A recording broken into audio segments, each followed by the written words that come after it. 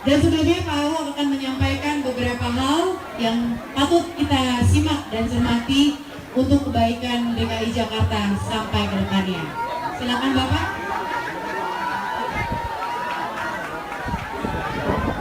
Nah itu belum juga tuh Ibu, tolong dong. Tolong Ibu, security tolong di clear areanya sebelah di depan wartawan. Boleh minta tolong? Saya berikan kuasa dan mandat. Terima kasih banyak.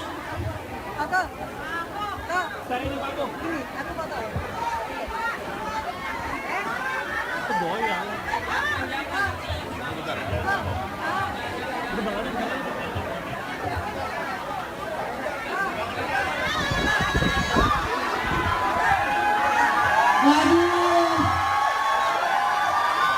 gini, di depan ini benar-benar harus clear. Waduh, ini gimana ceritanya bisa seperti ini? Apa? Ini Selamat pagi Bapak Ibu semua yang duduk di bawah, ingatkan saya sama dosen saya kan kuliah geologi. Kita pakainya itu pasti kotak-kotak atau yang biru panjang digulung sampai sini pakai celana jeans. Jadi kalau ditanya dari dosen bilang gini, kapan celana jeans Anda dicuci? Kan kita jarang cuci, kan kotor melulu kan. Cucinya ketika pakai pantatnya udah gatel. Dia nggak pakai pantatnya udah gatel mesti dicuci katanya. Nah hari ini kalau bicara dosen, saya mau cerita kenapa waktu saya kuliah di geologi Trisakti itu kami kan nggak bisa, dulu kan bank susah ya kirim uang. Bapak saya uangnya pas-pasan sebetulnya. Pas-pasan kenapa? Karena hobinya berantem sama pejabat bapak saya sebetulnya. Jadi kalau mau kirim uang pas-pasan, dia terpaksa enteng kontak. Jadi kalau misalnya hari ini bapak sekarang mau ujian, saya kalau mau ujian itu pasti belum dapat nomor. Kenapa belum dapat nomor? Karena belum bayar. Saya mesti tunggu kalau bapak saya pernah datang, saya minjam uang sama tante saya. Hari itu bayar, baru dikasih tahu ruangan mana tesnya.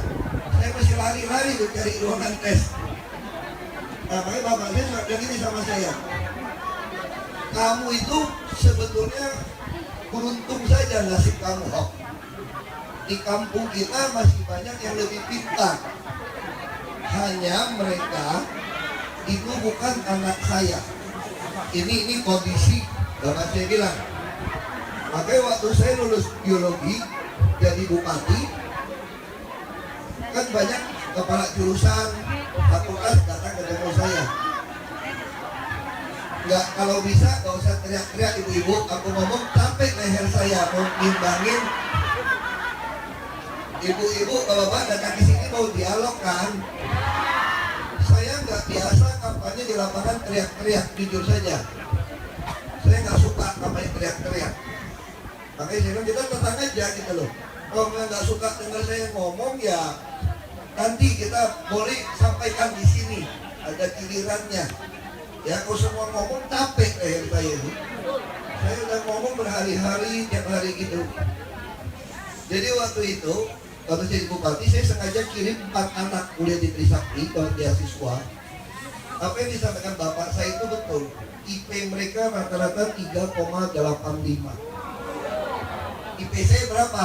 2,8 aja. Kata dosen saya, jadi meskipun yang IP-nya kayak saya gitu ya, yang IP 3,85 itu kembali jadi dosen, jadi profesor. Kalau yang terlalu bodoh memang susah katanya. Kayak model-model kamu nih balik lagi jadi donatur kampus katanya. Jadi konglomerat katanya. Ini menghibur yang pas-pasan. Saya bukannya mau pas-pasan, saya orangnya rasional. Saya kalau sekolah dari dulu pilih yang mana yang saya suka, mana saya nggak suka. Yang penting ya dapat A, yang nggak penting B saja lah. Yang agak malas C saja, dan otaknya nggak penuh, ini alasan. Tapi nggak baik di dekat anak-anak. Dan dari itulah awal saya terpengaruh soal pendidikan. Jadi kalau saya jalan dengan bapak saya, kalau saya liburan pulang, lihat anak SD keluar, bapak saya masih bilang, kamu coba lihat anak-anak SD itu. Ini keluar semua butuh kerjaan. Ini semua butuh kerjaan. Lalu bapak saya bilang, banyak dari anak SD ini nggak bisa lanjut SMP karena nggak mampu. SD pun putus, SMP pun putus. SMP ke SMA banyak yang putus. Kamu kalau nggak pecek, kamu lihat jumlah SMA pasti lebih dikit daripada SMP. Jumlah SMP lebih dikit daripada SD. Itu nggak masuk akal. Harusnya kalau SD-nya jumlah anak 1000, SMP juga masih 1000, SMA masih 1000. Tapi kita tuh terus kurang. Kenapa? Karena orang putus sekolah. Kami SD, kami masuk sama sekarang, kami telah menurunkan angka putus sekolah itu sampai 56% kalau tidak salah. Nanti bisa dibagikan ya apa brosur-brosur kita. SMA masalah 36%. Nah kita juga lagi dorong, misalnya apa? Kita untuk putus sekolah udah baik, tapi waktu kami masuk punya PR yang banyak. Apa PR-nya? Yang kelihatan itu sekolah kita ini jelek banget, mangkrak. Kenapa? Ini memang kebiasaan lama. Rehab itu main-main sebetulnya. Kontraktor juga beberapa banyak yang blacklist, tapi masih dapat proyek. 1 tahun ini dimainkan, makanya saya sekarang lagi potong ini. Lalu mereka ngancam, ini sekolah mangkrak loh, nanti bapak malu. Enggak malu. Ngapain malu? Lebih baik bapak ibu mau nggak perbaikan rumah bapak ibu, dapat kontraktor jelek 1 tahun hancur, atau nunda setahun tapi dapat kontraktor yang bisa 20 tahun bagus. Lebih baik kita tunda. Nah jadi suka rumah susun juga suka kancang-kancang gitu, karena dia berpikir kan saya kan pejabat publik, apalagi dekat pilkada, pengen kelihatan cepat kan. Ya dong, kalau tahun ini 45 sekolah saya bisa nggak beresin, suruh kontraktor kerjain? Bisa, kan dapat nama saya, nggak ada sekolah mangkrak. Tapi begitu terpilih tahun depan bocor, ambruk lagi. Saya juga kena. Saya bagi saya lebih baik nama baik daripada jabatan. Lebih baik nama baik. Ini pertama. Terus kalau KJP, kami waktu masuk ke sini itu hanya 300 miliar nilai KJP untuk bantu. Makanya anak-anak orang miskin tetap putus sekolah. Kalau cuma dikasih buat bayar, buat makan gimana? Buat transport gimana? Anak sekolah itu butuh transport, butuh uang jajan kadang-kadang. Makanya kami udah naikkan tahun ini udah 2,5 triliun dari 300 miliar. Itu terus naik, naiknya akan terus kita naikkan sampai kuliah. Naik bus sudah tidak bayar sama sekali dengan KJP. Transjakarta juga coba ke sekolah semua. Apalagi kita dorong, kami mempunyai prinsip orang sekolah kalau lulus nggak bisa kerja, nggak punya keterampilan, ada guna nggak? Nggak ada guna. Jadi kami targetkan anak-anaknya dites. Itu namanya PISA ya. PISA itu PSIA. Ini program for International Student Assessment. Jadi di dunia ini ada dibuat sebuah organisasi kerjasama ekonomi dan development pengembangan ya, OECD, the Organization Economic and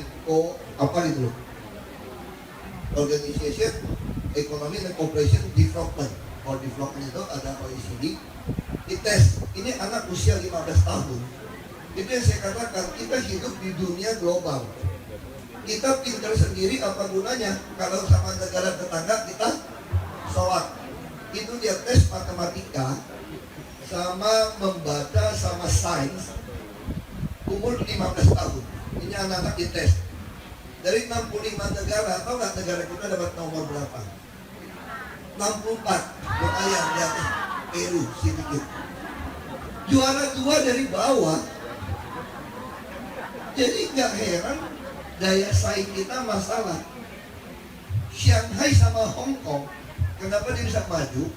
Dia minta di PBB, minta di organisasi ini, dia minta tesnya terpisah. Kalau seluruh daratan Tiongkok dites, pasti anjlok. Makanya dia pilih Shanghai sama Hong Kong terpisah. Makanya kami Jakarta lagi ajukan Jakarta harus terpisah. Nggak boleh dibandingkan dengan daerah lain. Nah, target kami 5 tahun ke depan, Jakarta masuk 30 besar dunia. Jadi kita disiapkan. BDTC sudah siapkan. Lalu SMK. Saya lagi, memang kadang-kadang negara kita nih gitu ya, bukan aku cari-cari alasan.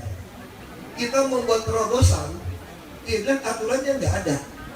Ya nggak ada, kalau terobosannya manfaatnya banyak, ya bikin dong gitu kan, betul nggak? Tadi gitu loh. Kita punya SMK, saya ada 7 SMK negeri. Kita udah kerjasama Aspra, kita udah kerjasama dengan sampai yang Alfamart segala macam itu.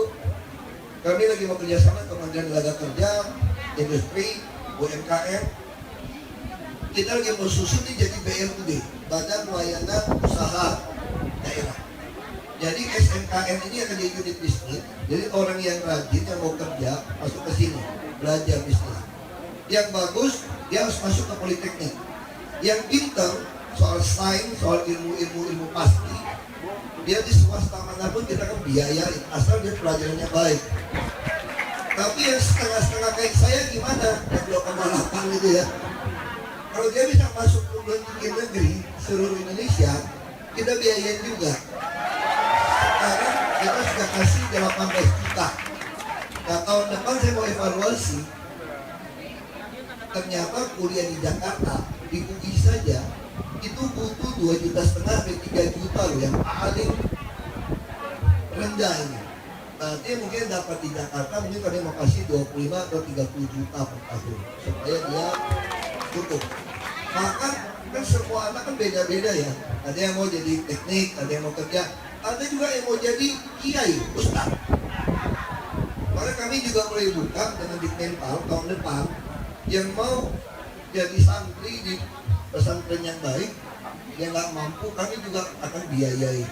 Dan sehingga dia kita harus seimbang karena negara ini negara Pancasila. Kita bukan negara agama, kita bukan negara sekuler, kita juga bukan negara sosialis atau komunis.